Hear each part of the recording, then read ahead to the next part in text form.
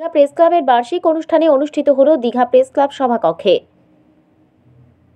Digha press ক্লাবের বার্ষিক অনুষ্ঠান অনুষ্ঠিত হলো দীঘা প্রেস ক্লাবের সভাকক্ষে। প্রতি বছরের মতো পূর্ব মেদিনীপুর জেলার ঐতিহ্যবাহী সাংবাদিকদের নিয়ে গড়ে ওঠা প্রেস ক্লাব নবনির্মীয়মান জগন্নাথ দেবের মন্দিরের সামনে দীঘা প্রেস ক্লাবের সভাকক্ষে বার্ষিক অনুষ্ঠানের আলোচনা সভা ও হিসেব নিকেশ হয়। আগামী দিনে বিভিন্ন সমাজসেবামূলক কাজ সংগঠিত হবে এই ক্লাবের মাধ্যমে, এমনই সিদ্ধান্ত গ্রহণ করা হয়।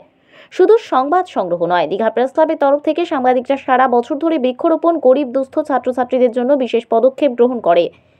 সাংবাদিকদের সংবাদ গ্রহণের দায়িত্ববোধের পাশাপাশি সারা বছর ধরে বিভিন্ন কর্মকাণ্ডের সাথে জড়িয়ে থাকে দীঘা প্রেস ক্লাবের সাংবাদিকরা। দীঘা প্রেস ক্লাবের তরফ থেকে আগামী বছর বার্ষিক সাংস্কৃতিক অনুষ্ঠানের আয়োজন করা হবে, এমনই পরিকল্পনা গ্রহণ করা হয় আজকের আলোচনা সভায়। নতুন কমিটি গঠন ও নতুন সদস্যপদ গ্রহণের সিদ্ধান্ত গ্রহণ করা হয়। দীঘা উপকূলবর্তী এলাকায় সমুদ্র সৈকতের স্বচ্ছতা রক্ষায় ও সবুজায়নের দিকে বাড়ি বাড়ি পদক্ষেপ গ্রহণ করেছে দীঘা প্রেস ক্লাব।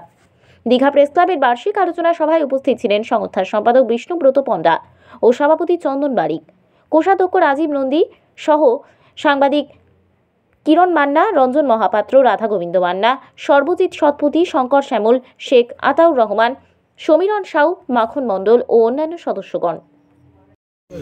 মূলত আজকে দীঘা প্রেস ক্লাবের পরে সবাই আজকে একত্রিত হয়েছে, সমস্ত মেম্বাররা আজকে উপস্থিত হয়েছিলেন। দীর্ঘদিনের যে হিসাব, সে বকেয়া হিসাব একটু বাকি ছিল, সেটাও আলোচনা হয়েছে। নতুন পরিকল্পনা বেশ কিছু গ্রহণ করা হয়েছে, কারণ দীঘা প্রেস ক্লাব পূর্ব মেদিনীপুর জেলার একটা বিশেষ স্থান করেছে এই জেলাতে। কেন এই প্রেস ক্লাব শুধু এখানে নয়, দীঘা যারা পর্যটক আসেন তাদের জন্য বিভিন্ন ধরনের সমাজসেবামূলক কাজ, কখনো জলদান শিবির বা কখনো সমাজসেবামূলক রক্তদান শিবির, এই ধরনের কাজও করে থাকে। যেহেতু সামনেই আমাদের মুখ্যমন্ত্রী যে তাদের যে জগন্নাথ মন্দির সেটাও তৈরি হয়েছে, তার সামনেই আমাদের এই দীঘা প্রেস ক্লাব। আজকে বিভিন্ন ধরনের কর্মকর্তা যাতে তাদের বিভিন্ন ধরনের পরিকল্পনা গ্রহণ করেছেন, তেমনিভাবে বার্ষিক হিসাব, আয় ব্যয় হিসাবও পেশ করা হয়। নতুন কোনো কর্মসূচিও গ্রহণ করা হয়েছে এবং যারা অনেকে আগ্রহ দেখিয়েছিলেন যে দীঘা প্রেস ক্লাবে নতুন করে যারা সদস্য পদ গ্রহণ করতে চান, সে বিষয়ে আলোচনা হয়েছে এবং পরবর্তীকালে কী কী পরিকল্পনা করা যায়। বিশেষ করে দীঘা কেন্দ্রিক যেহেতু এই দীঘা প্রেস ক্লাব, তাই দীঘার উন্নয়নের স্বার্থে কিভাবে পর্যটক এলাকার মানুষদের উন্নয়ন করা যাওয়া। একজন প্রেস ক্লাব শুধু সংবাদ মাধ্যম খবর পরিবেশন করে না, সমাজের সাথে বিশেষ করে সমাজসেবামূলক যে কাজ করে থাকে সে বিষয়ে পরিকল্পনা গ্রহণ করা হয়েছে এবং আমাদের সবাই আজকে একত্রিত হয়ে সবাই আজকে সহমত পোষণ করেছে এই দীঘা প্রেস ক্লাব আগে যাতে আরও নতুন কোনো কর্মসূচি, নতুন কোনো কর্মকাণ্ড নিয়ে যাতে এগিয়ে যায় এবং সেই সঙ্গে ফ্যামিলিদের যারা পরিবার রয়েছে, পরিবার পরিজনদের নিয়ে একসঙ্গে টুগেদার একসঙ্গে একটা যদি পিকনিকেরও আয়োজন করা, ফেস্টিভ্যাল মুডে যদি একটা পিকনিক করা যায়, সেটাও আমাদের এই আজকে সংগঠন আলোচনা হয়েছে।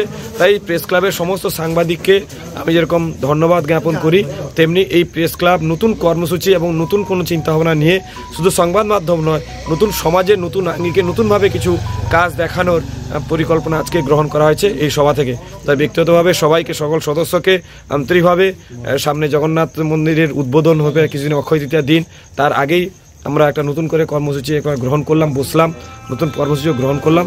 সবাইকে শুভেচ্ছা এবং অভিনন্দন জানিয়ে সবাই এই প্রেস ক্লাবকে আরও উত্তরোত্তর যাতে বৃদ্ধি হয় এই কামনা করে সবার সঙ্গে জানিয়ে আমি আমার বক্তব্য শেষ করছি। নমস্কার। Bureau report, DN update.